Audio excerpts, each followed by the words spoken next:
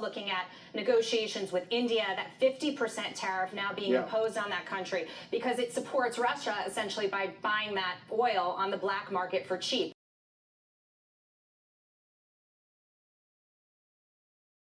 There are allegations which come from the other side of not just purchase of oil, but profiting from oil. How do you respond to those accusations? Look, it's funny to have people who work for a pro-business American administration accusing other people of doing business. Okay, that's really curious. But here's the point. If you have a problem buying oil from India, oil or refined products, don't buy it. Nobody forced you to buy it. I mean, but Europe buys, America buys. So you don't like it, don't buy it. So Jaishankar, India has more of a multiple choice mindset. Would that be right? From non-alignment to, I think you may have called it, or somebody else called it, all alignment. So you can pick and choose alliances, but you can also pick and choose topics. On Russia, for example, you still buy Russian oil. Is that okay with your counterpart from the US? Everything is, your relationship is fine, you can do whatever you want, whenever you want?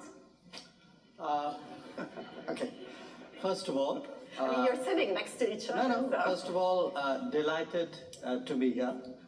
And I couldn't find a better set of people to be with on the stage. So thank you for whoever put us all together. Your question, do we have multiple options? Answer is yes.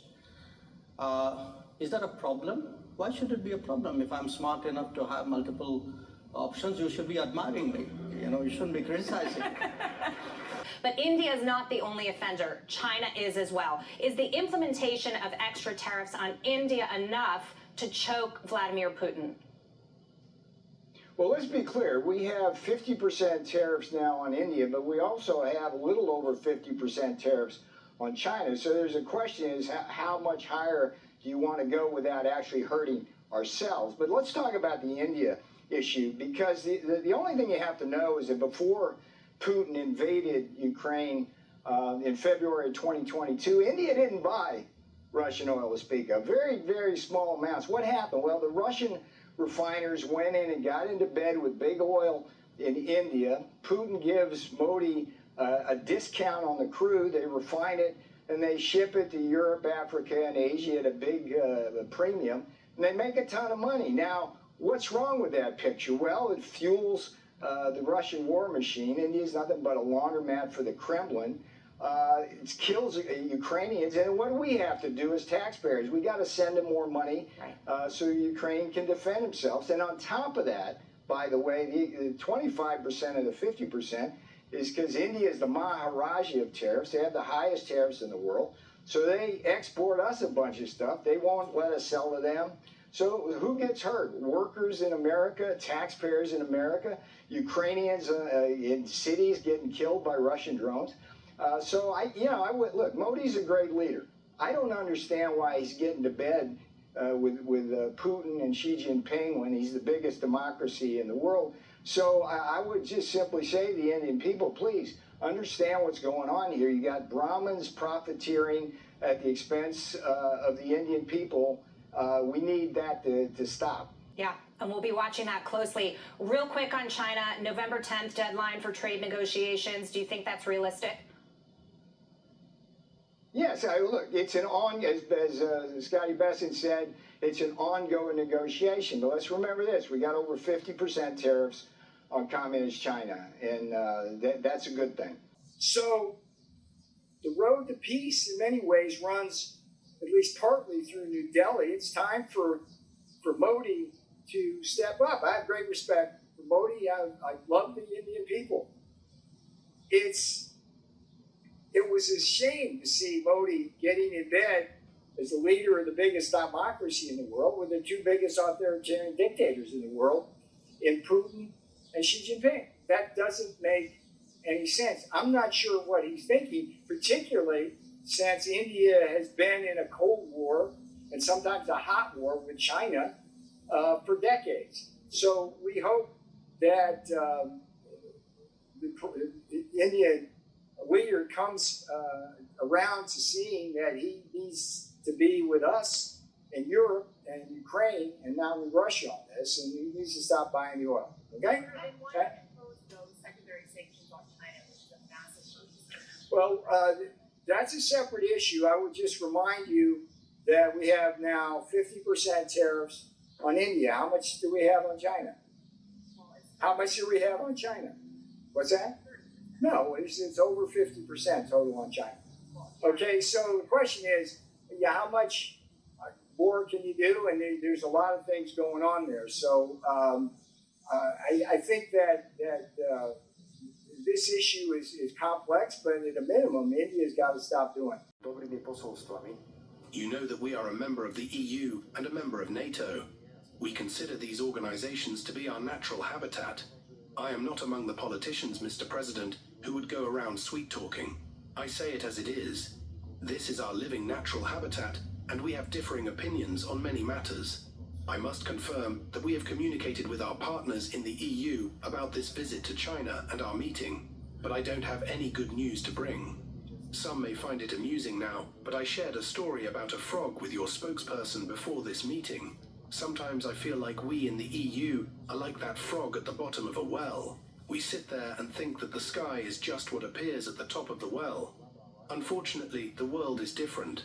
I am often very disappointed that we in the EU, despite valuing it greatly, are unable to respond to global changes. I do not understand some of the decisions that are being made. Therefore, I want to be very open, Mr. President, and say at this meeting that we are extremely concerned about standardizing relations between Slovakia and Russia.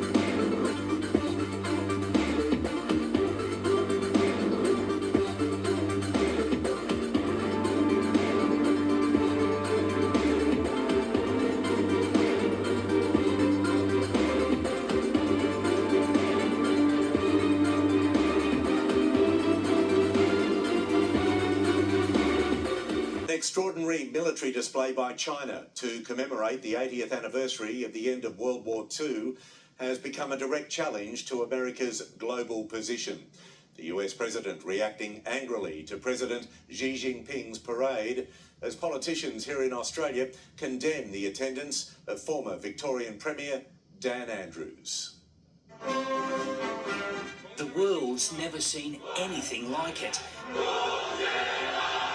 The biggest ever show of military might. Its chief conductor, Xi Jinping, parading China's immense power on land, sea and air. Choreographed, precise, immense, even menacing. The Chinese president assembling dictators and despots as support acts, flanked by Russian President Vladimir Putin and North Korean leader Kim Jong-un in a direct message to the West about an alternative world order, one that has China as the dominant force. This jamboree of authoritarians, including the leaders of Iran, Belarus, Myanmar and Zimbabwe. Welcome to China. Former Victorian Premier Dan Andrews given a warm personal greeting by the president, then given a front row in the Xi show. Humanity again has to choose between peace and war. US President Donald Trump speaking before the event, at first saying he was nonplussed by the event. But China needs us much more than we need them. His mood changing, perhaps after seeing the footage. Posting on Truth Social, please give my regards to Vladimir Putin and Kim Jong-un as you conspire against the United States of America. But it's the presence of Dan Andrews as a special guest of Xi that drew criticism back home. If it was me, it'd be a definitely no. I would not be attending that. They're nice little pawns to sort of legitimise this parade, and it reflects poorly on their judgment. Former Foreign Minister Bob Carr, also in China as an invited guest of the president, but deciding not to attend the parade. Indian Prime Minister Narendra Modi, a late withdrawal too, despite cozying up with Xi in recent days. China's looking to use that participation to bolster the international reach and legitimacy of this parade.